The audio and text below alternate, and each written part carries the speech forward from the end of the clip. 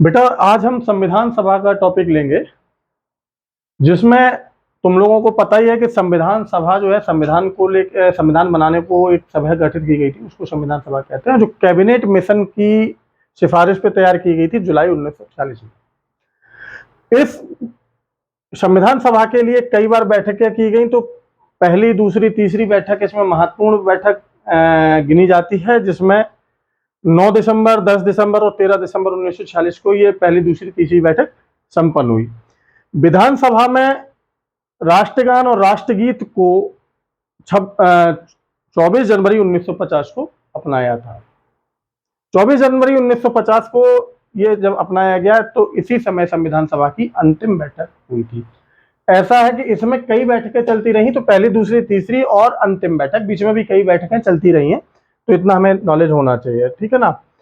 राष्ट्रीय ध्वज को हमारे संविधान ने 22 जुलाई 1947 को अपनाया था। संविधान सभा के अस्थायी अध्यक्ष कौन है, संविधान सभा के स्थायी अध्यक्ष कौन है, इनसे रिलेटेड बहुत कंफ्यूजन होता है। तो अस्थायी अध्यक्ष जो हमारे पास सच्चिदानंद सिन्हा जी हैं, और स्थायी तौर पे हैं डॉक्टर राजेंद्र प्रसाद।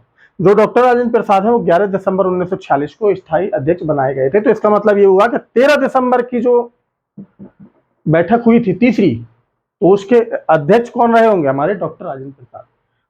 तो सच्चिदानंद सिन्हा 9 और 10 दिसंबर 1946 की बैठक के अस्थायी अध्यक्ष रहे, ठीक है।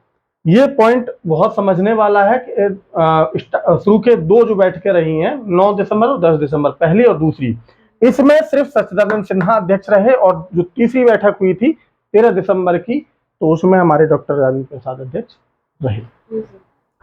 मूल संविधान में बेटा 22 भाग, 395 अनुच्छेद, 8 अनुसूचियां थी, ठीक है।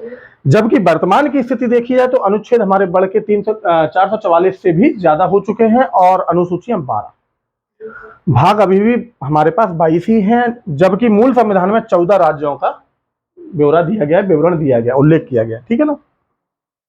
भारतीय संविधान के पिता हम लोग को सभी बच्चा जानता है, डॉक्टर BR अम्बेडकर है, लेकिन इसके साथ में हमारे और भी सदस्य लोग, इसमें समितियां बनी, महिलाएं भी रहीं, तो ये समिति द्वारा तैयार किया गया है। लेकिन हाँ, इस संविधान सभा के अध्यक्ष जो रहे हैं हमारे पास, ये डॉक्टर BR अम्बेडकर जी रहे, इसलिए उनको संविधान सभा का, संविधान के पिता भी कहा जाता है। और ये हमारा भारतीय जो संविधान है, ये विश्व का सबसे बड़ा संविधान है, लिखित संविधान है, विश्व का सबसे बड़ा लिखित संविधान है।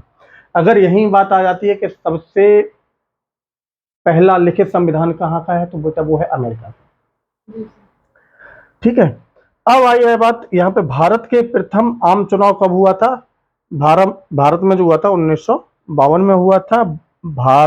संविधान को अंगीकार मीन संविधान बनके तैयार कब हुआ था हमारे पास, 26 नवंबर 1949। इसको बनने में टाइम कितना लगा था, 2 साल 11 माह 18 दिन लगे थे, जैसा कि सब लोग जानते ही है। इतने समय के बाद जब हमारा अंगीकार हो गया, तो संविधान सभा, अब संविधान को लागू करना था हम लोगों को, तो ये तारीख चुनी गई 26 जनवरी 1950, जिसको हम गणतंत्र दिवस के रूप में जानते हैं। अच्छा, 26 नवंबर जो 1949 है, इसको भी तो कोई दिन दिया गया होगा, इसको हम लोग विधि दिवस के रूप में जानते हैं। इसको 26 नवंबर 1949 को हम लोग किस रूप में जानते हैं, यहां लिख दूं, विधि दिवस, ठीक है जी। ये क्वेश्चन अच्छा है, ध्यान रखने की चीज है, ठीक है। ये लागू हो गया। इसमें कुल पेज थे हमारे पास 234, मतलब 234 पेज का एक संविधान बना, जिसमें 1,17,369 शब्द हैं। इसका वजन बेटा 13 किलो वजन है इसका। इसमें लागत देखो, ये लिखा हुआ है 63,96,329, 63,96,329 ये लागत थी। और हमारे हस्ताक्षर कितने हुए थे उस पे, संविधान जब बना, पूरा कंप्लीट हुआ, तो उस पे हस्ताक्षर हम लोगों के कितने सदस्यों के हुए थे, वो हुए थे 284 सदस्य। अच्छा, जब ये शुरुआत हुई थी तो इसमें सदस्यों की संख्या थी बेटा 379, 79, 80, कितना है ये? 89, 389, 389, 79, 80, 89, 69, इनमें कंफ्यूज नहीं होना है, मैं कंफ्यूज कर रहा था। ठीक है, ओके, थैंक यू।